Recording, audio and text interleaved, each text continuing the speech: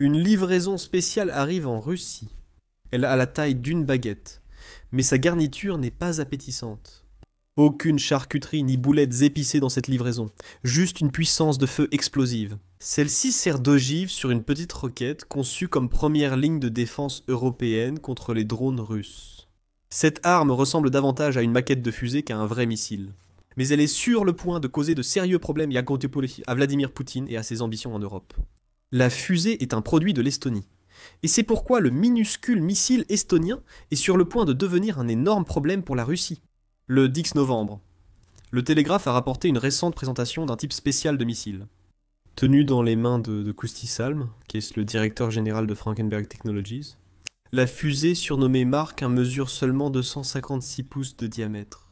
Pour Poutine, cette arme, qui ressemble davantage à une maquette de fusée qu'à une arme opérationnelle, est un véritable cauchemar. Pourquoi ? Elle donne à l'Ukraine et l'Europe une riposte aux drones longue portée russes. La fusée que Salm tenait était en fait une réplique en mousse fabriquée par Technologies Frankenberg. Mais le véritable missile est en cours de développement, et il est très proche d'être prêt à défendre l'Europe. Salm a dévoilé le missile dans la capitale estonienne, Tallinn.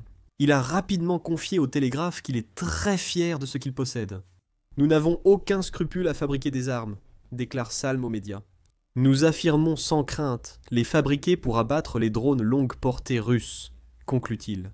Nous affirmons sans scrupule que ce sera la capacité la plus essentielle en Occident dans les 5 à 10 ans à venir. Il a peut-être raison. Si le nom Mark I vous semble familier, c'est parce que ce missile de la taille d'une baguette n'est pas un concept tout à fait nouveau. Des rumeurs à son sujet circulent depuis fin 2024. Et c'est à partir de rapports datant de décembre de cette année-là que nous pouvons commencer à nous faire une idée de ce que cette nouvelle arme estonienne peut faire.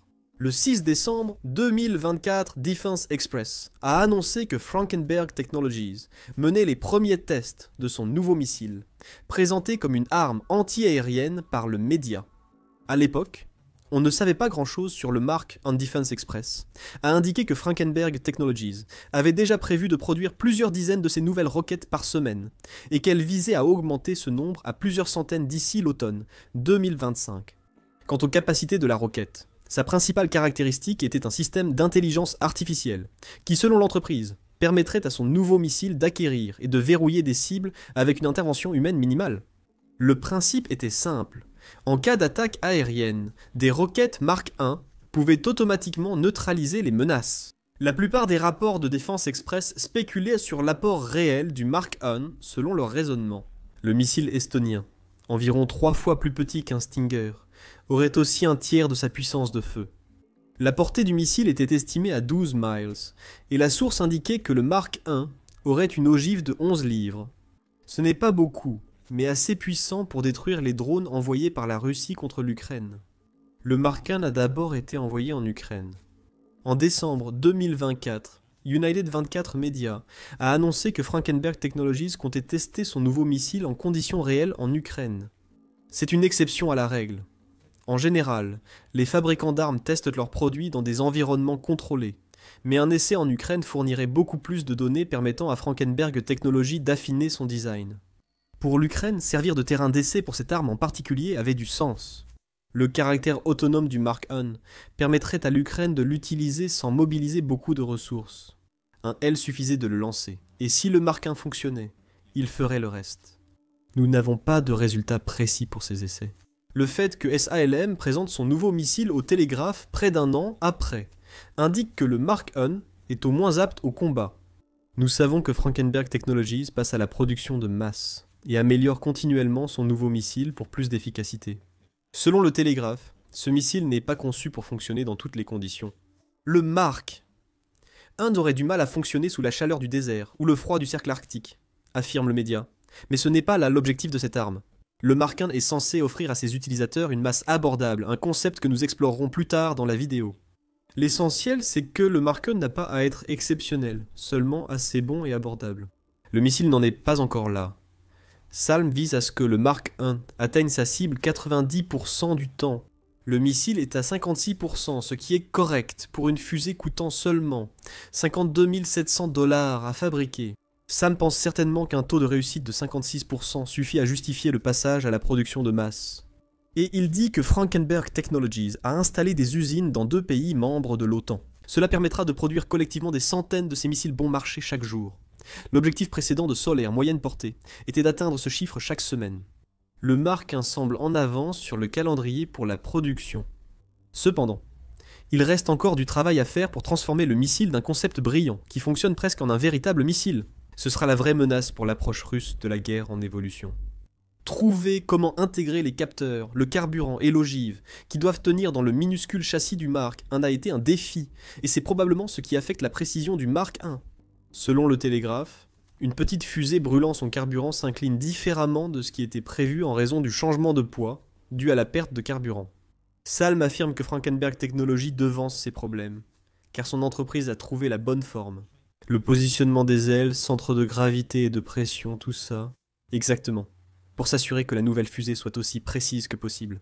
Si Poutine juge le taux de réussite de 56% du Mark insatisfaisant, il doit aussi savoir que la technologie Frankenberg ne plaisante pas avec l'expérimentation.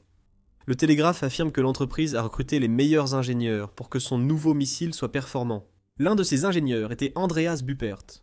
Il était l'un des principaux cerveaux derrière le système de défense aérienne, Infrared Imaging System, TAIL, Thrust Vector Controlled, et il a été rejoint par l'ingénieur en chef qui a travaillé sur le missile Spear 3 du Royaume-Uni. Ces ingénieurs ont été rejoints par ce que Salm appelle une équipe de génies laitons, qui mettent en commun leur expertise et leur expérience pour trouver des solutions. Frankenberg Technologies a le talent. Comme le dit Salm, c'est le cas quand tout le monde a un grand point d'interrogation sur le visage, parce que personne ne sait ce qui se passe. Par exemple, le gars qui a 30 ans d'expérience se souvient d'un essai qu'il a fait en 2006 qui a révélé qu'il y avait un petit problème avec un boulon qui avait une fissure. Et c'est pareil ici. Quels que soient les défauts du Mark I, ils sont maintenant rapidement corrigés, et le missile est prêt à en livrer beaucoup, un coup dur, mais à petite échelle, pour les ambitions de Poutine. Et cela nous amène tout naturellement à la raison pour laquelle le Mark I va devenir le cauchemar de Poutine. Tout se résume à la cible du missile une fois qu'il sera déployé. Les drones de type Shahed de la Russie. Depuis que la Russie fabrique ses propres drones Shahed, après avoir d'abord simplement acheté les drones à l'Iran, ils sont devenus l'une des armes les plus importantes de l'arsenal russe. Vladimir Poutine en est conscient et fait de la production massive de ces drones longue portée une priorité pour la Russie. En janvier 2024, Reuters a rapporté que TTASS annonçait que la Russie visait à produire jusqu'à 32 000 drones par an d'ici 2030. À l'époque, ce chiffre était important, comme l'a rappelé Andrei Belyousov, ancien vice-premier ministre russe et actuel ministre de la Défense. Belyousov a annoncé qu'en 2024, la production annuelle de drones, hors modèles éducatifs, atteindra 32 500 unités. C'est presque 3 fois supérieur au volume de production actuel. Il est aussi prévu que les drones russes atteignent 70% de ce marché. Ces chiffres, importants autrefois, semblent aujourd'hui dérisoires. Depuis cette déclaration, il y a près de 2 ans, la Russie a fortement accru sa production de drones longue portée. En août 2025, le Kiev indépendant indiquait que la Russie comptait produire 79 000 drones. Shahed d'ici fin 2025, soit plus du double de l'objectif fixé en janvier 2024. Cette forte augmentation est survenue lorsque la Russie a compris qu'elle pouvait infliger d'énormes dégâts à l'Ukraine simplement grâce au nombre de drones. Ces dégâts ne résultent pas forcément de frappes directes sur les villes et infrastructures ukrainiennes. Envoyer autant de menaces aériennes à la fois met une forte pression sur la défense aérienne ukrainienne. Même abattus, ces drones entraînent une perte de missiles, d'intercepteurs et de technologies pour l'Ukraine face aux Shahed russes. Si ce ne sont pas les villes et les infrastructures énergétiques de l'Ukraine qui brûlent à cause de ce nombre massif de drones, c'est le compte bancaire collectif du pays qui en souffre. Un mois après le rapport de Kiev Indépendance, ABC News Australie a indiqué que la Russie avait encore accru sa production. L'objectif russe semble maintenant être d'atteindre le point où il pourra envoyer 2000 drones en Ukraine en une seule journée. Christian Freuding, du ministère de la Défense allemand, a averti en septembre que la Russie pourrait atteindre ces chiffres dès novembre 2025. En d'autres termes, pour l'instant, la Russie n'a pas lancé une seule attaque contre l'Ukraine impliquant 2000 drones, bien qu'elle ait lancé environ 700 ou 800 drones de type Shahed en une seule journée, à plusieurs reprises. C'est une mauvaise nouvelle pour l'Ukraine, car cela montre que la Russie a intensifié ses assauts aériens, grâce à une production accrue.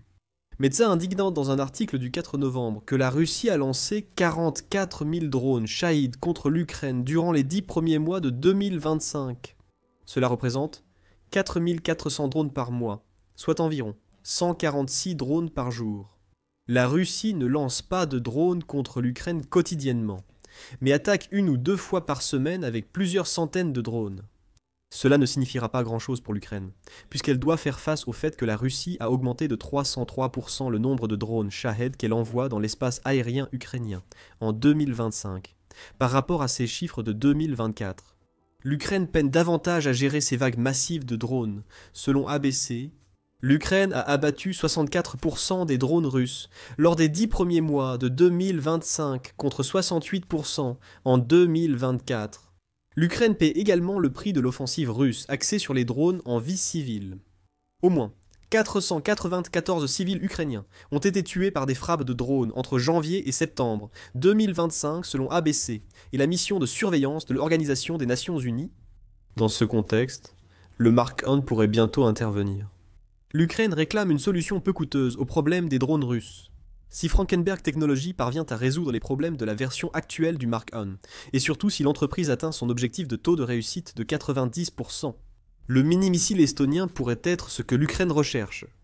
Une arme autonome déployable en masse aidera beaucoup l'Ukraine face aux drones russes, car la Russie augmente la production de drones Shahed. Bien sûr, le Mark 1 n'est pas utile qu'en Ukraine, mais c'est là qu'il est le plus nécessaire. Mais Vladimir Poutine a rappelé ces derniers mois aux Européens de l'OTAN qu'ils sont aussi des cibles russes. Les drones russes risquent de devenir rapidement un problème européen, pas seulement ukrainien. On pourrait même dire qu'ils sont déjà un problème. La Russie multiplie ses incursions de drones, cherchant à provoquer l'OTAN et à tester ses capacités en Europe. Le 5 novembre, Reuters a publié un article affirmant que la nouvelle guerre hybride de la Russie, violant l'espace aérien des membres européens de l'OTAN, teste déjà les défenses aériennes européennes. Le média a cité plusieurs exemples, à commencer par le titre. Début septembre, plus de 20 drones russes ont pénétré l'espace aérien polonais. La Pologne a réagi en envoyant des chasseurs. C'est déjà un problème, comme vous allez le voir. Après l'incursion en Pologne, la Russie a encore envoyé des chasseurs dans l'espace aérien estonien, forçant l'OTAN à réagir avec ses propres avions. En Belgique, des drones russes ont fermé plusieurs aéroports, et d'autres drones ont également été aperçus rôdant près de bases militaires. La République tchèque a aussi signalé plus d'incidents de drones près de ses bases militaires. Le Danemark fait face à des drones près de ses aéroports, tandis que la Lituanie est menacée par des avions militaires et des ballons à l'hélium dans son espace aérien. Ce ne sont pas tous les exemples des actions de la Russie avec ses drones et moyens aériens ces derniers 2 mois, mais ils suffisent à illustrer le propos. La Russie envoie le message que ces drones peuvent atteindre l'Europe sur de longues distances et en profondeur. Le Centre d'analyse des politiques européennes rapporte qu'entre septembre et début octobre 2025, les membres nord-européens de l'OTAN ont compté au moins 38 incidents aériens, probablement liés à la Russie. Il y en a eu beaucoup d'autres depuis.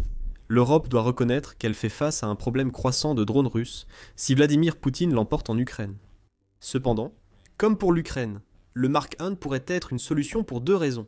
Il y a un instant, nous vous avons dit que le fait que la Pologne envoie des avions de chasse pour intercepter les drones russes posait problème. En tant que démonstration de force et de réaction rapide, ces avions de chasse sont excellents. Mais le Télégraphe souligne la principale faille de cette approche. Ils ont tiré des missiles d'une valeur d'environ 50 000 livres, soit environ 65 800 $, pour intercepter des drones Shahed, chacun valant moins d'un dixième de ce montant. Et ils ont échoué dans la moitié des tentatives. Le média évoque la réaction de l'OTAN à l'incursion en Pologne.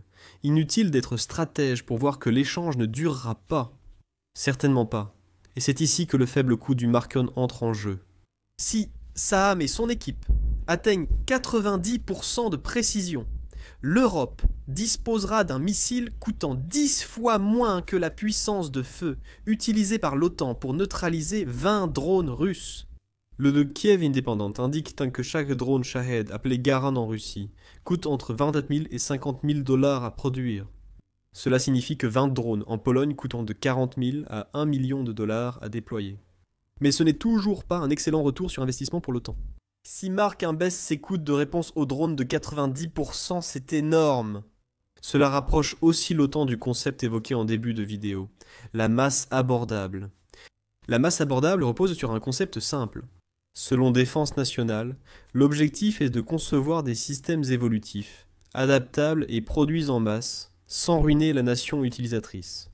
Les nations de l'OTAN doivent acquérir des milliers de missiles peu coûteux pour détruire les drones russes, au lieu de dépendre de missiles chers et précis lancés par leurs avions de chasse. Ce n'est pas un problème futur pour l'Europe. En 2023, Lauren Thompson, contributrice principale chez Forbes, rappelait que la masse abordable est un besoin militaire urgent, sans attendre une nouvelle génération de munitions intelligentes. Le Mark I est une munition intelligente utilisant l'intelligence artificielle. Cependant, Thompson souligne à juste titre que les armées mondiales manquent d'armes adaptées pour contrer les hordes de drones. Les armes avancées, aussi importantes soient-elles dans de nombreux autres domaines, ne sont pas le bon choix pour lutter contre les drones bon marché. Les armes de masse abordables, telles le Mark I le sont. Comme l'a souligné United 44 Media en octobre, Frankenberg Technologies n'est pas la seule à relever le défi de la production de masse abordable. En réalité, le Mark I pourrait bien être la première d'une longue série d'armes de masse abordables permettant aux membres de l'OTAN de créer des défenses aériennes, sur mesure, en fonction de leurs besoins spécifiques. La Suède a présenté un mini-missile moins cher que le Mark I à 5000 $ l'unité. Le Kreuger 100 n'est pas équipé d'une ogive car il utilise l'impact cinétique pour détruire les drones entrants. Mais il dispose d'une intelligence artificielle embarquée qui lui permet de suivre et d'éliminer des cibles, tout comme le Mark I.